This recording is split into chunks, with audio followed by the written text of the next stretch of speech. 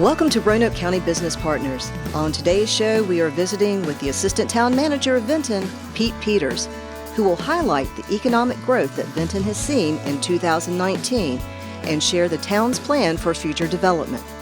We will meet Aaron Burcham, the Director of Talent Solutions for the Roanoke Regional Partnership, who will discuss the recent growth in the region with a focus on talent acquisition and recruitment, including an upcoming career event at Virginia Tech's Lane Stadium. Finally, we'll connect with Frank Smith, the president of the Roanoke Valley Broadband Authority, who will tell us more about Bent Mountain's new internet service provider, as well as what we can expect for the future of broadband in the valley.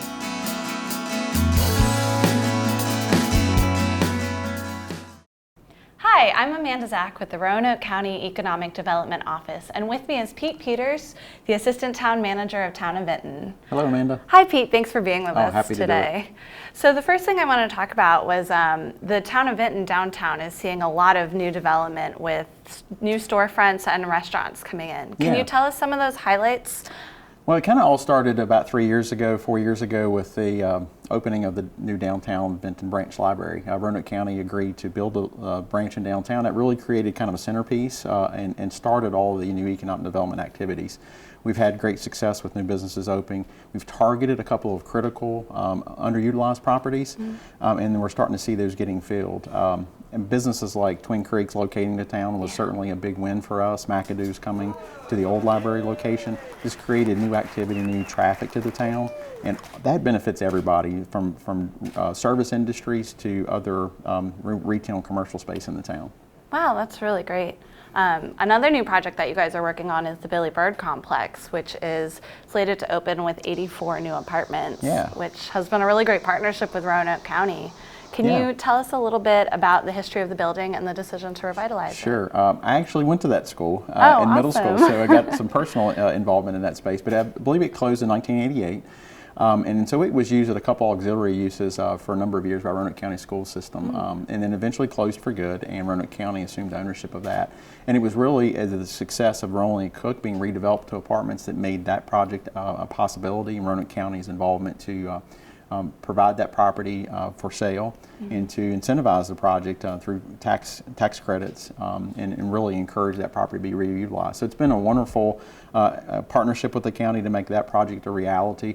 And what's really exciting about it is it's going to create new residents for our downtown. Yeah, that's exciting. People are looking for walkable communities, so we have a infrastructure for downtown with retail and restaurants and places for entertainment, and having those new residential units within walking distance of our downtown is going to be a really great thing for everybody. Oh yeah, I'm sure. Yeah.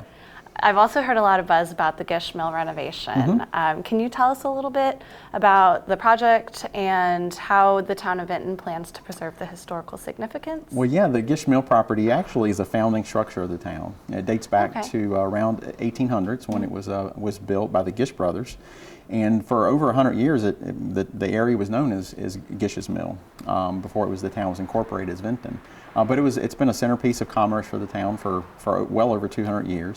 The town purchased the property in late 2015 with the hopes of saving that and preserving that historic property and historical significance for the town by really strategically planning for that site of what conceptually could be done there to preserve the space, but also make it usable and produce revenue for the town, create jobs and that sort of thing. So we've done several steps to plan for that. We've done environmental assessments, we've done historical assessments, we've done structural engineering and conceptual plans with the public. So we've created a program that we hope to attract a developer to come in and rehabilitate that space and again make it something really great for the community. So we've gotten a lot of activity from interested developers over the last 12 months or so, and so we're really optimistic that within the next several months that we'll have a proposal on presented to the town that we can adopt and move forward as a partner with them to see that plan a reality. Wow, that's an exciting project. So with all of this growth coming to Benton, can you tell us a little bit about how transportation is being affected? Yeah, well, we are a traditional downtown. We have neighborhoods that extend out from that. So what we're working on is trying to enhance that walkability. So by improving sidewalks, making better connections for sidewalks, creating bike lanes, and then greenway connections are a big thing for us. So we've been working hard to tie into the Roanoke Valley Greenway system with our sidewalk connections, but also developing our own greenways, Glade Creek Greenway. So we're about to go to construction on phase 2 of our greenway, and we have plans for a phase to connect to Vineyard Park. So some other things we're working on, we've worked with Valley Metro to update our bus routes within the town. That's a very critical component for us to get places to people to and from their places of business. So a lot of our workforce lives elsewhere in the valley, and they ride the bus into our systems. And then other folks who don't have cars or would prefer not to use typical car transportation, getting on Valley Metro to get into the Roanoke to do their business. So it's been a critical component for us to update that bus route.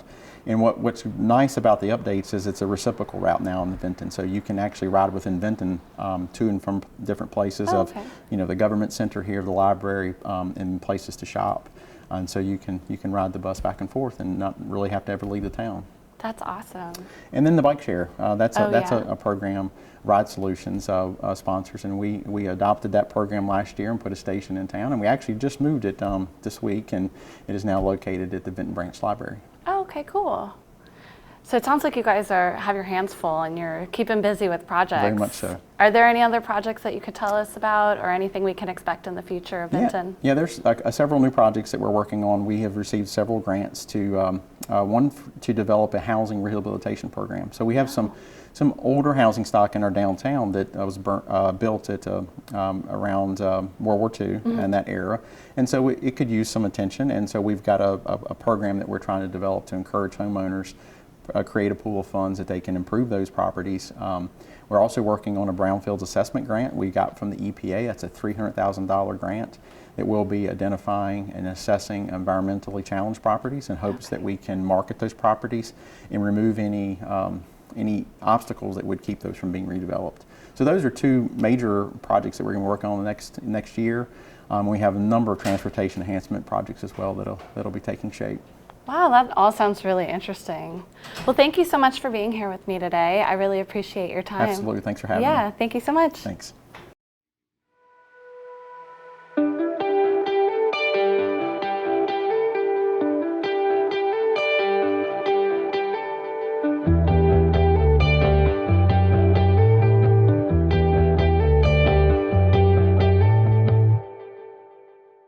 Roanoke County's 419 Town Center unlocks new retail and residential investment opportunities.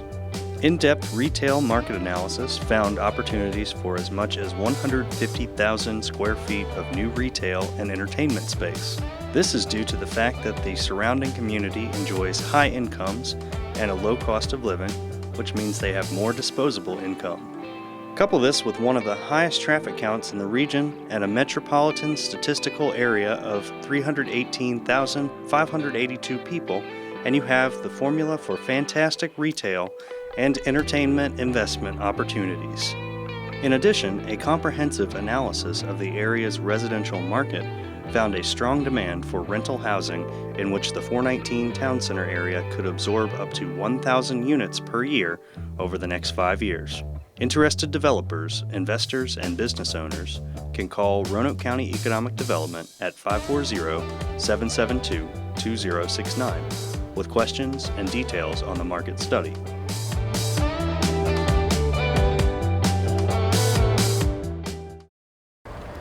With me now is Erin Bertram, Director of Talent Solutions with the Roanoke Regional Partnership.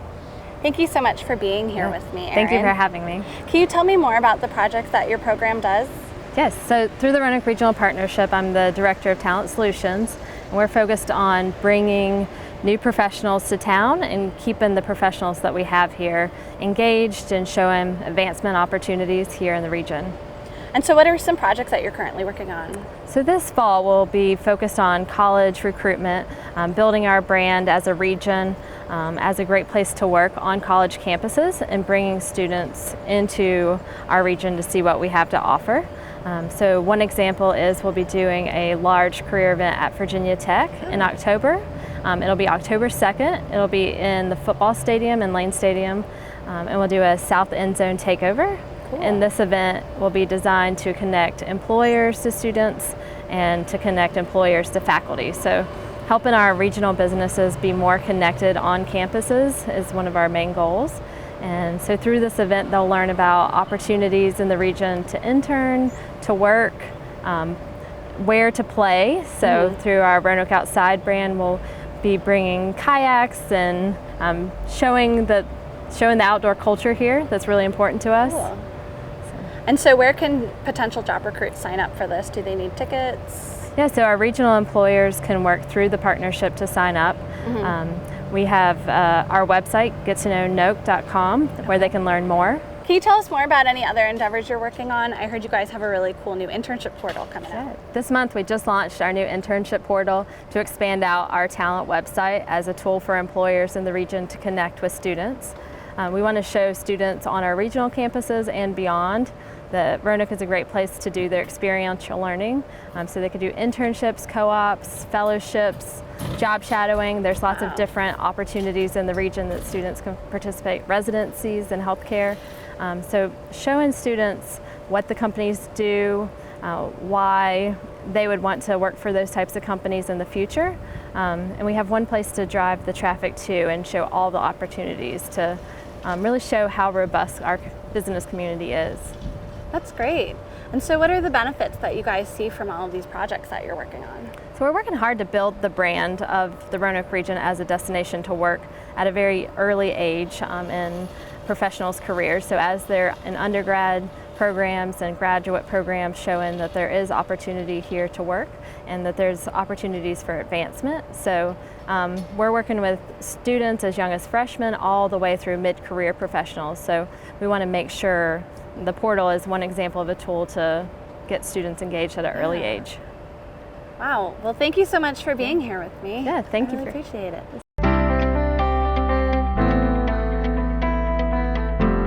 Support your local farmers, growers, and craftsmen by visiting the Catawba Valley Farmers Market. Most products at the market are grown or baked within a 10-mile radius, which means you get fresh produce and baked items. Items you can find at the Catawba Valley Farmers Market include meats, seasonal fruits and vegetables, baked goods, eggs, jams, hanging baskets, potted plants, and local handmade arts and crafts. The market is held every Thursday from 3:30 to 7 p.m. mid-May through mid-October at the Catawba Community Center on Catawba Creek Road. The market is a collaborative project between the Virginia Tech Catawba Sustainability Center, Roanoke County, and Catawba Valley Rueting Club and the local community. With me now is Frank Smith, President and CEO of the Roanoke Valley Broadband Authority. Thank you so much for being here with us. It's a pleasure. Thanks for making the time. Of course. So RVBA has transformed the region's access to internet, and you guys even earned a local Internet Choice Award earlier this year. Can you tell us more about your open access fiber network and the role it's played in the transformation of the community? Sure, that's a great question. One of the things that we've done is we were actually created by the business community in cooperation with the government leadership. And so what we've done is we've been able to create what they call an open access network. So it's really a network of which other providers and ourselves can write on. So we've created this core, and that really takes down barriers to entry and also has affected really the competition in the area. And that's one of the reasons why we were brought in. We want to see better pricing and more choices. And this is something that we've been able to do thanks to the support of the local communities, the business community, the government community, and also the education community. So it's been a very good run for us. Yeah, that's really exciting. Another exciting story is that Bent Mountain has recently welcomed a new internet service provider, MountainNet, which has a pretty interesting backstory. Yeah, it's really, the gentleman is Ethan Kleiner. He's a young entrepreneur who really saw some challenges for when he would get home at night. He'd have access down in certain areas. He'd get up to Bent Mountain and he'd have limited access, if no access at all.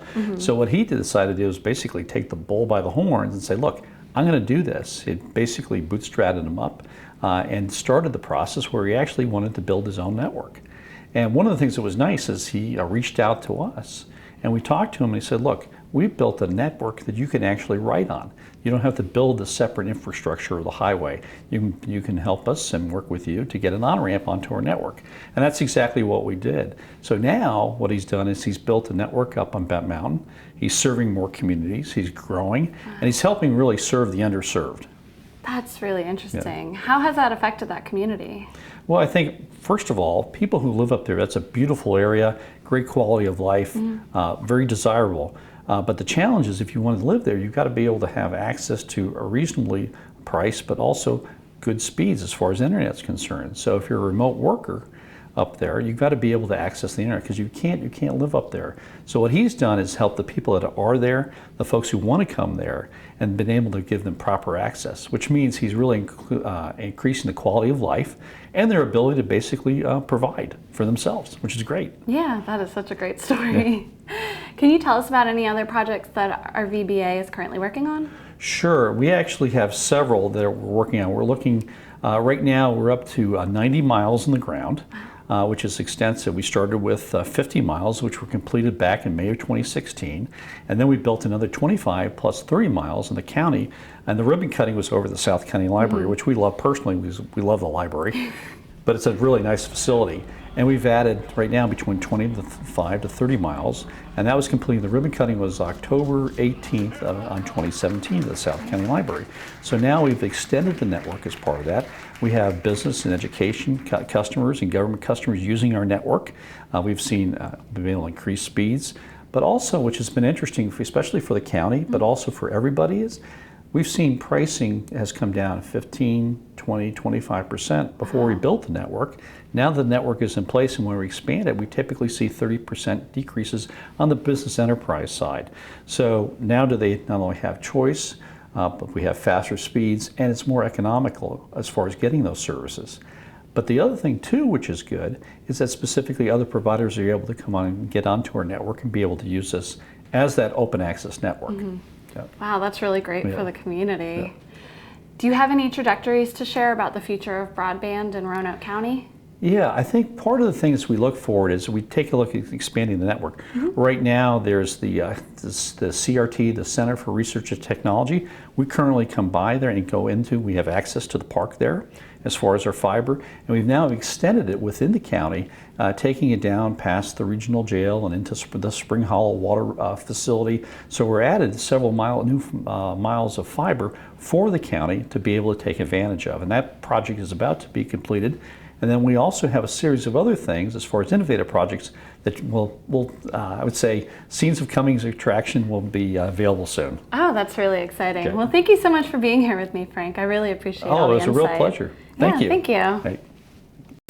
Thank you for joining us for Roanoke County Business Partners. If you have any questions about this show, want to start a business, or need business assistance, please contact the Roanoke County Economic Development Office at 540-772-2124 or email Jill Loop at jloop@roanokecountyva.gov, or you can always visit our website at yesroanoke.org.